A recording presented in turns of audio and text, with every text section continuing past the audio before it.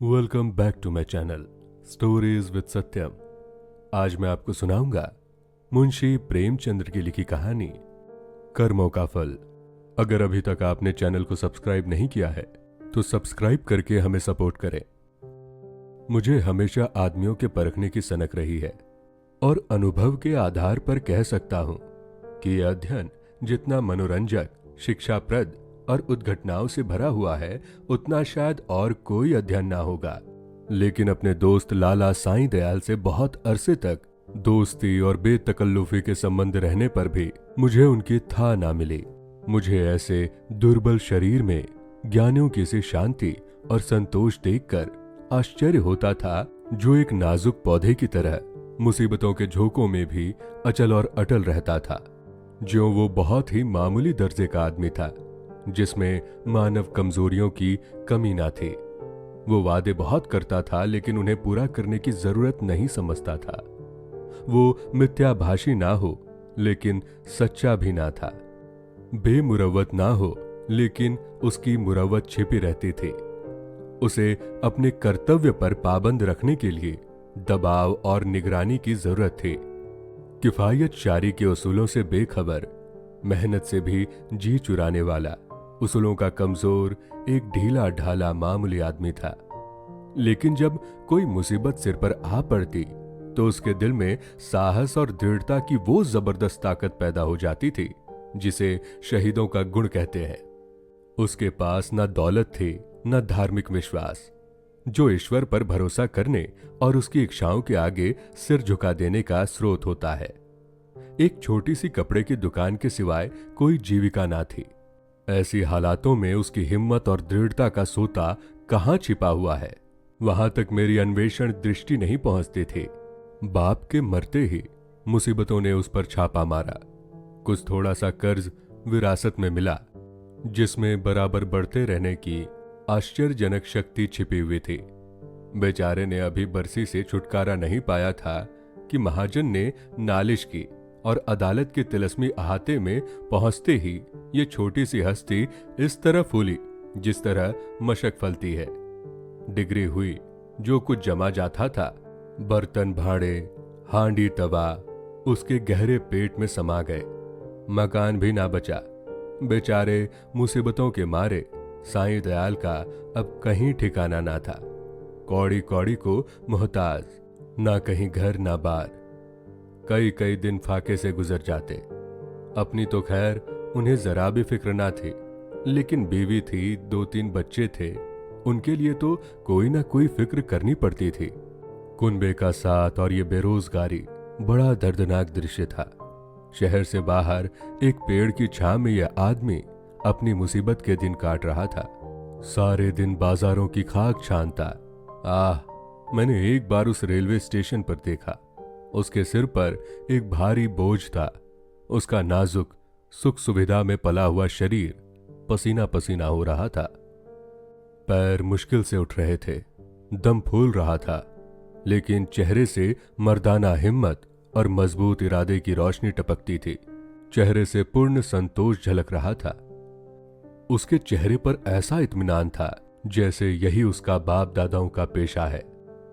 मैं हैरत से उसका मुंह ताकता रह गया। दुख में हमदर्दी दिखलाने की हिम्मत ना हुई। कई महीने तक यही कैफियत रही।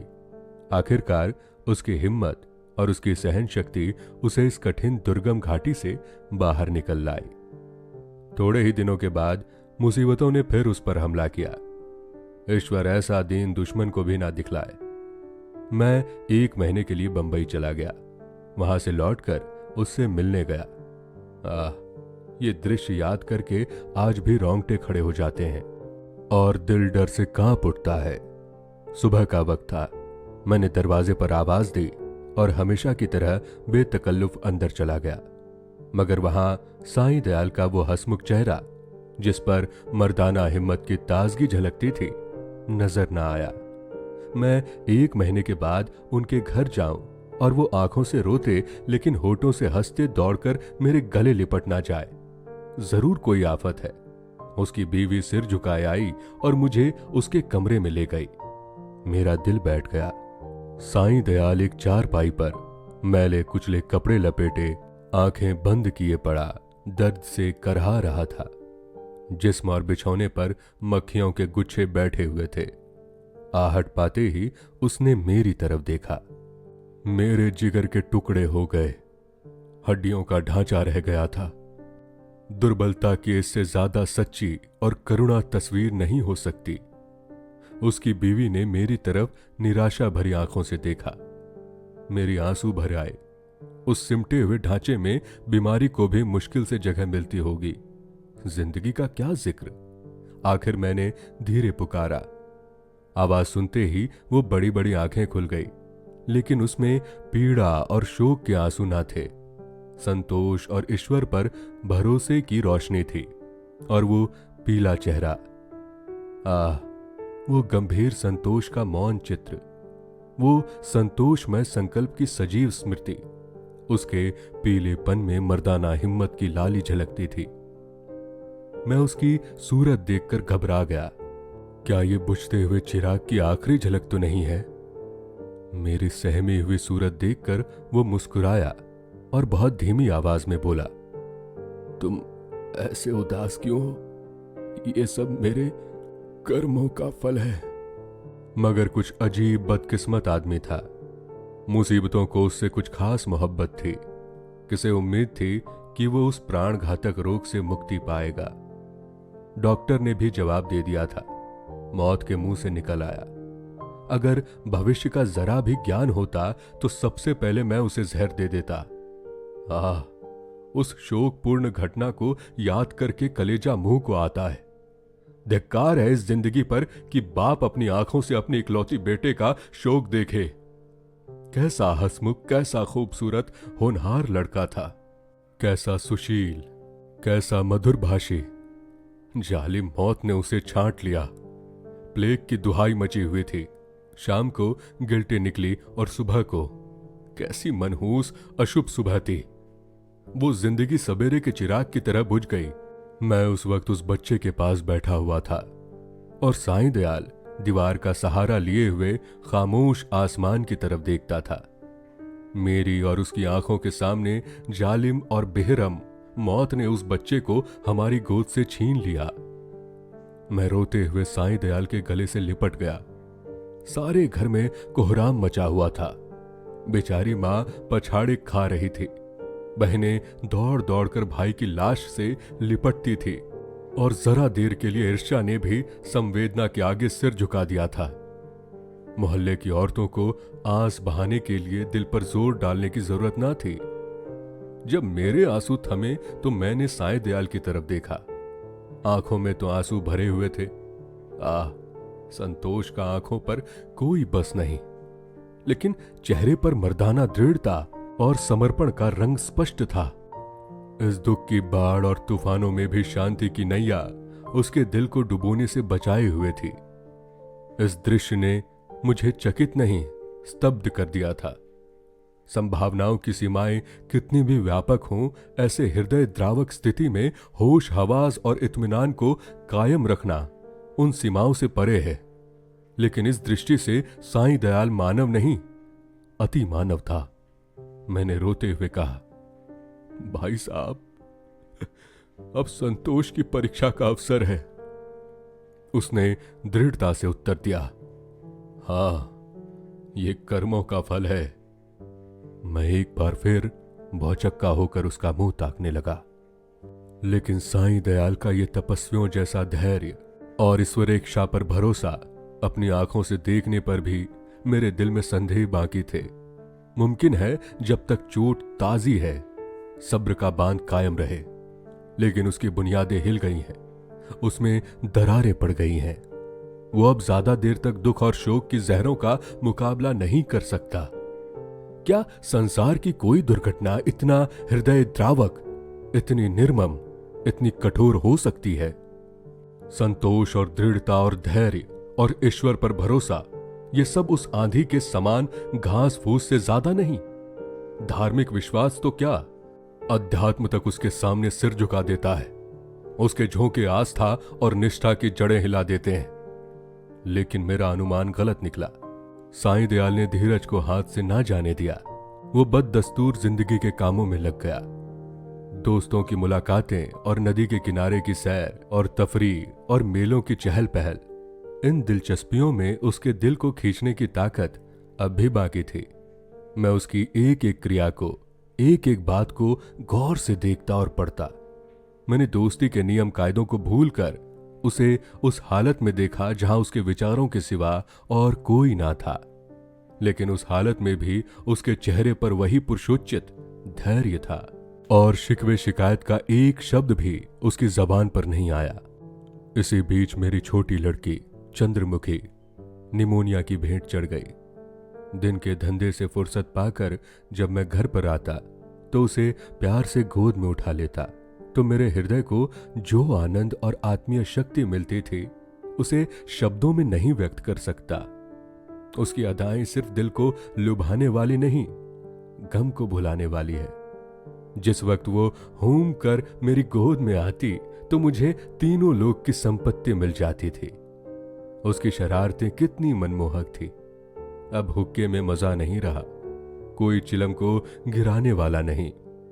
खाने में मजा नहीं आता, कोई थाली के पास बैठा हुआ उस पर हमला करने वाला नहीं। मैं उसकी लाश को गोद में लिए बिलक बिलक कर रो रहा था। यही जी चाहता था कि अपनी जिंदगी का खात्मा कर दूं। यकायक मैंने साईं दयाल को आते देखा।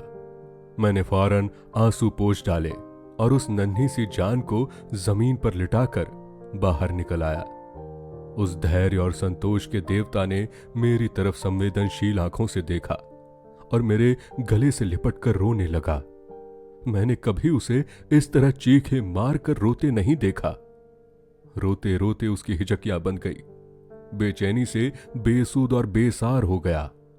ये वही आदमी है जिसका इकलौता बेटा मरा और माथे पर बल नहीं आया। ये काया पलट क्यों? इस शोकपूर्ण घटना के कई दिन के बाद जब दुखे दिल संभलने लगा, एक रोज हम दोनों नदी की सैर को गए। शाम का वक्त था। नदी कहीं सुनहरी, कहीं नीली, कहीं काली, किसी थके हुए मुसाफिर की तरह धीरे धीरे बह रही थी।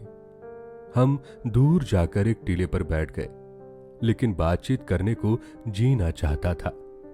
नदी के मौन प्रवाह ने हमको भी अपने विचारों में डुबो दिया। नदी की लहरें विचारों की लहरों को पैदा कर देती है। मुझे ऐसा मालूम हुआ कि प्यारी चंद्रमुखी लहरों की गोद में बैठी मुस्कुरा रही है। मैं चौंक पड़ा और अपने आंसुओं को छिपाने के लिए नदी में मुंह धोने लगा। साईं दयाल ने कहा, भाई साहब, दिल को मजबूत करो, इस तरह कुढ़ोगे तो जरूर बीमार हो जाओगे। मैंने जवाब दिया, ईश्वर ने जितना संयम तुम्हें दिया है उसमें से थोड़ा सा मुझे भी दे दो। मेरे दिल में इतनी ताकत कहां? साईं दयाल मुस्कुराकर मेरी तरफ ताकने लगे। मैंने उसी सिलसिले में कहा, किताबों में तो दृढ़ता और संतोष की बहुत सी कहानियां पढ़ी है, मगर सच मानो कि तुम जैसा दृढ़ और कठिनाइयों में सीधा खड़ा रहने वाला आज तक मेरी नजर से नहीं गुजरा। तुम जानते हो कि मुझे मानव स्वभाव के अध्ययन का हमेशा से शौक है, लेकिन मेरे अनुभव में तुम अपनी तरह के अकेले आदमी हो। मैं ये ना मानूंगा कि तुम्हारे दिल में दर्द और घुलावट नहीं है। उसे मैं अपनी आंखों से देख चुका हूं। फिर इस ज्ञानियों जैसे संतोष और शांति का रहस्य तुमने कहां छिपा रखा है? तुम्हें इस समय यह रहस्य मुझसे कहना पड़ेगा। साईं दयाल कुछ सोच विचार में पड़ गया और जमीन की तरफ ताकते हुए बोला, ये कोई रहस्य नहीं, मेरे कर्मों का फल है। ये वाक्य मैंने चौथी बार उसकी जबान से सुना और बोला, जिन कर्मों का फल ऐसा शक्तिदायक है, उन कर्मों की मुझे भी कुछ दीक्षा दो। मैं ऐसे फलों से क्यों वंचित रहूं? साईं दयाल ने व्यथापूर्ण स्वर में कहा, ईश्वर ना करे कि तुम ऐसा कर्म करो और तुम्हारी जिंदगी पर उसका काला दाग लगे। मैंने जो कुछ किया है वो मुझे ऐसा लज्जाजनक और ऐसा घृणित मालूम होता है कि उसकी मुझे जो कुछ सजा मिले मैं उसे खुशी के साथ झेलने को तैयार हूं। मैंने एक ऐसे पवित्र खानदान को, जहां मेरा विश्वास और मेरी प्रतिष्ठा थी, अपनी वासनाओं की गंदगी में लिथेड़ा और एक ऐसे पवित्र हृदय को जिसमें मोहब्बत का दर्द था, जो सौंदर्य वाटिका की एक अनोखी नई खिली हुई कली थी और सच्चाई थी। उस पवित्र हृदय में मैंने पाप और विश्वासघात का बीज हमेशा के लिए बो दिया। ये पाप है जो मुझसे हुआ है, और उसका पल्ला उन मुसीबतों से बहुत भारी है जो मेरे ऊपर अब तक पड़ी है या आगे चलकर पड़ेगी। कोई सजा, कोई दुख, कोई क्षति उसका प्रायश्चित नहीं कर सकती। मैंने सपने में भी ना सोचा था कि साईं दयाल अपने विश्वासों में इतना दृढ़ है। पाप हर आदमी से होता है। हमारा मानव जीवन पापों की एक लंबी सूची है। वो कौन सा दामन है जिस पर ये काले दाग ना हो? लेकिन कितने ऐसे आदमी हैं जो अपने कर्मों की सजाओं को इस तरह उदारतापूर्वक मुस्कुराते हुए झेलने के लिए तैयार हो? हम आग में कूदते हैं लेकिन जलने के लिए तैयार नहीं होते।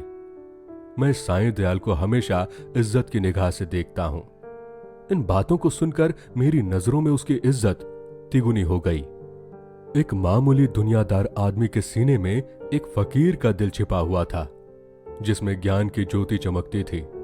मैंने उसकी तरफ श्रद्धापूर्ण आंखों से देखा और उसके गले से लिपट कर बोला, साईं दयाल, अब तक मैं तुम्हें एक दृढ़ स्वभाव का आदमी समझता था, लेकिन आज मालूम हुआ कि तुम उन पवित्र आत्माओं में हो जिनका अस्तित्व संसार के लिए वरदान है।